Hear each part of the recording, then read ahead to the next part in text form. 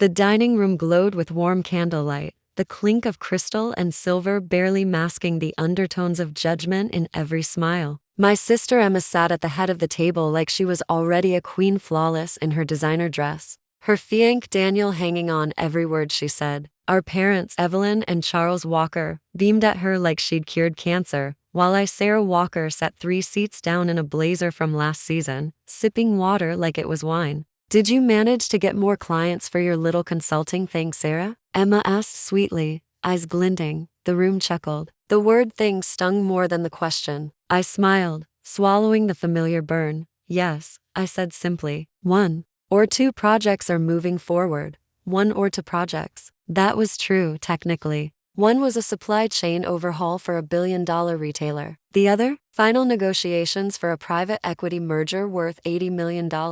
But no one at that table cared about facts, only optics. Emma's smile tightened. She liked being the center of attention. And I'd learned long ago that being quiet was the easiest way to survive. "I'm surprised you even find time," she went on, still smiling. "You're always by yourself. No dates? Not even a +1 for the wedding?" Our mother turned sharply. "Emma," she chided gently, but her eyes didn't meet mine. She didn't correct the insult. She never did. I felt every set of eyes glance at me, then quickly away. That blend of pity and superiority I'd grown used to. I cleared my throat. "No +1, I said. "I'll be there solo. Wouldn't miss it."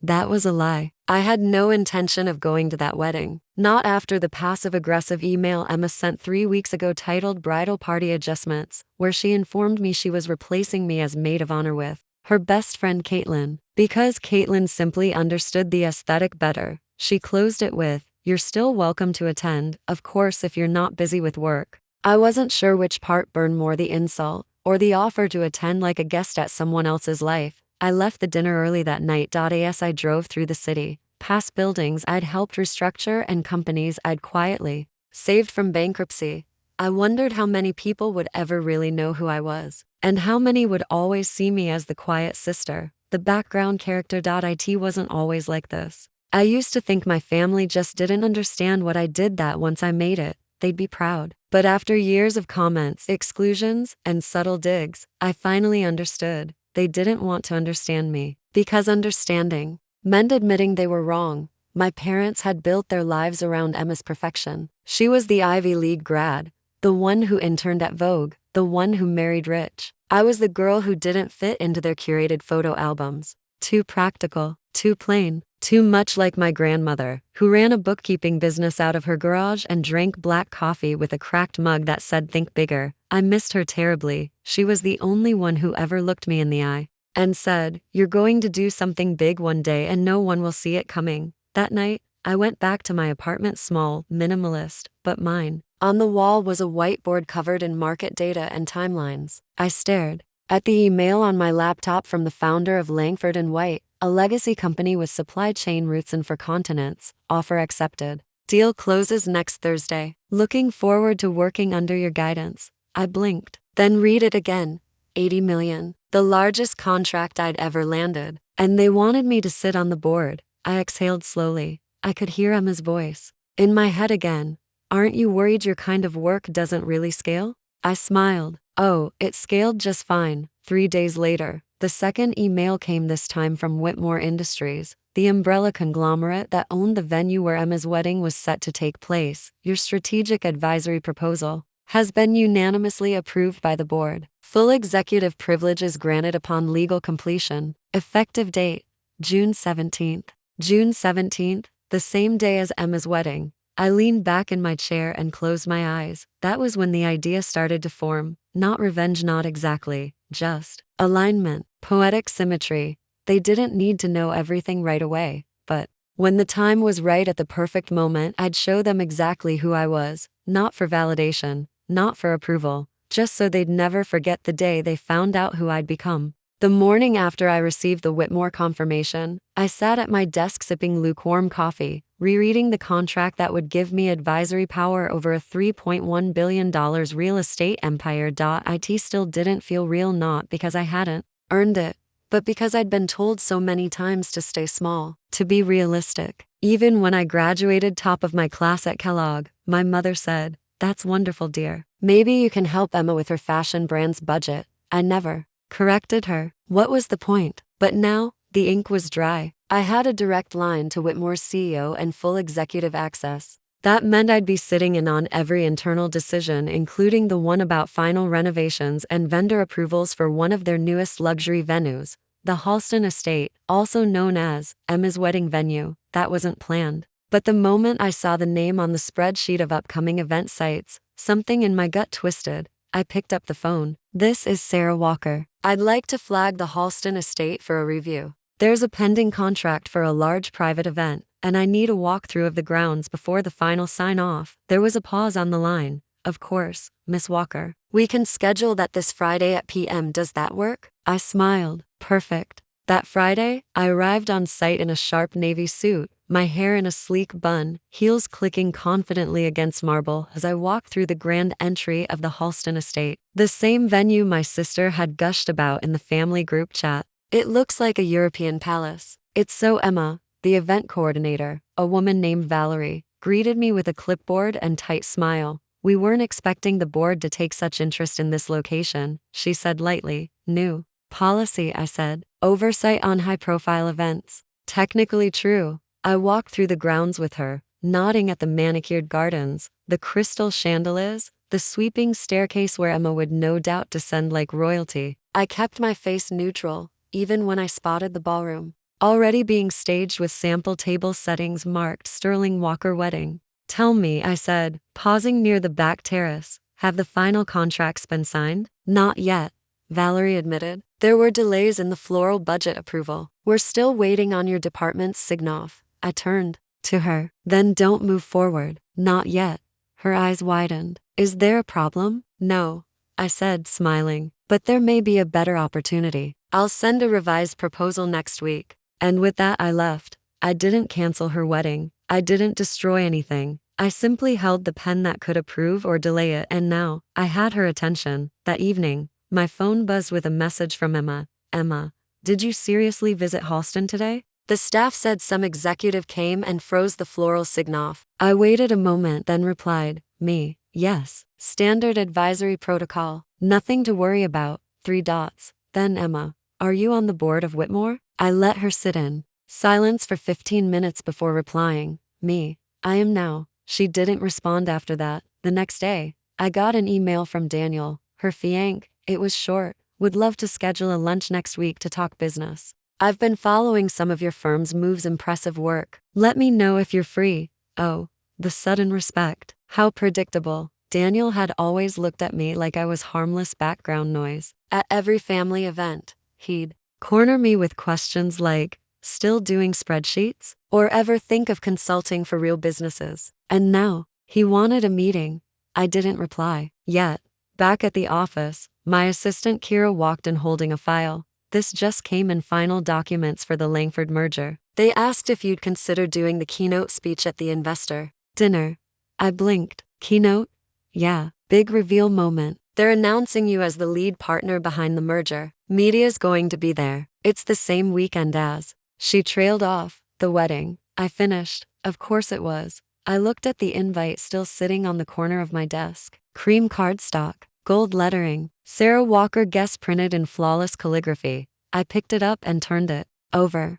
You know what? I said. Tell Langford I'll do the keynote. And let's schedule the dinner for Saturday night. I'll make time. Kira grinned. Iconic. By Monday, word had spread. First Emma tried to play nice. She called me. Hey, I didn't realize you were involved with Whitmore, she said, voice sugar sweet. That's kind of huge? Yeah, I said casually. It's been a busy few months. I guess I underestimated you, she said, with a laugh that didn't quite land. We should catch up before the wedding. I'd love your advice on some vendor issues. I almost felt bad for her. Almost. But then I remembered the birthday dinner where she told everyone I was between jobs, the Thanksgiving where she called me basically a glorified freelancer, the endless digs disguised as concern. Sure, I said, let's talk soon, but we wouldn't, because the next time we were in the same room, her wedding, the entire family would find out the truth, and this time, I wouldn't be sitting quietly 3 seats down the table.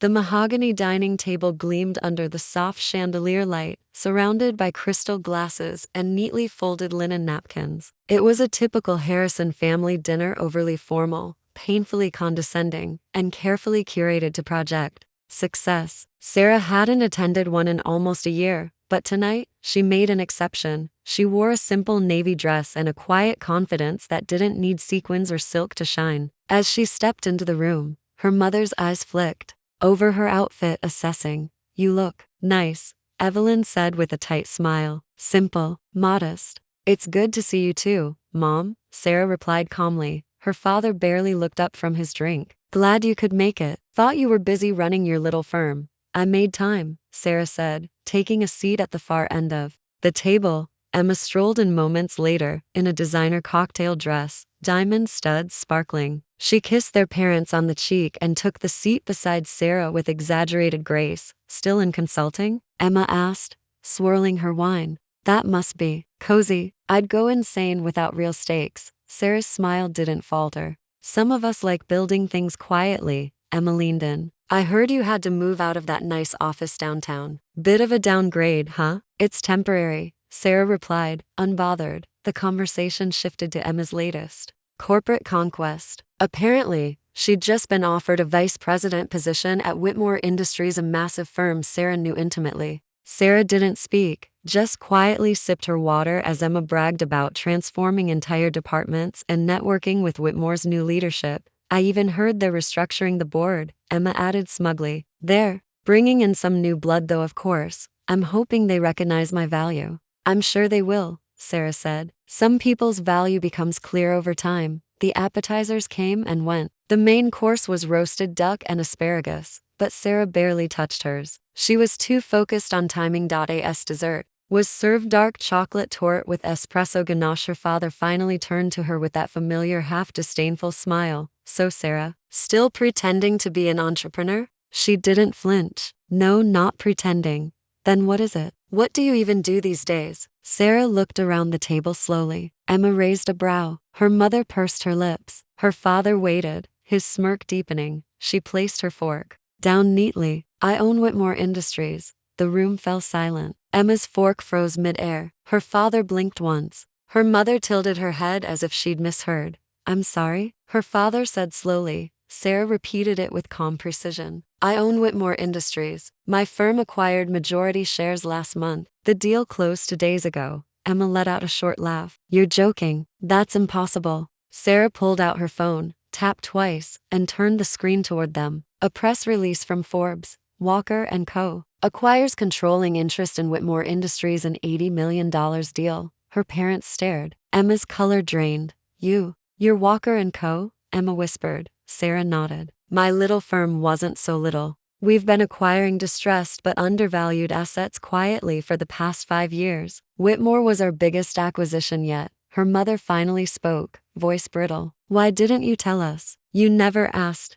Sarah said simply. "Besides, I figured you preferred the fantasy." Emma was the golden one. "I was the charity case who needed to be reminded of her place." Her father looked stunned. "You outplayed the entire board?" "I didn't outplay anyone," she said, standing. "I built. While you all mocked and dismissed, I built. And I'm not here for validation. I came to see the look on your faces when you realized I didn't need it." Emma stood abruptly. "This is insane. You'll ruin everything. I've been working for this position for years, and I respect that," Sarah said, gathering her coat. "Which is why I'm not firing anyone. I'll let merit decide." She turned to leave, then paused. "Oh, and Emma," she added, glancing over her shoulder, "you might want to read tomorrow's internal memo. The new chairwoman is announcing a full audit." The door clicked shut behind her. Outside, the cool night air wrapped around Sarah like armor. She didn't feel rage or triumph, just a quiet clarity. She had taken her life back, not with screaming,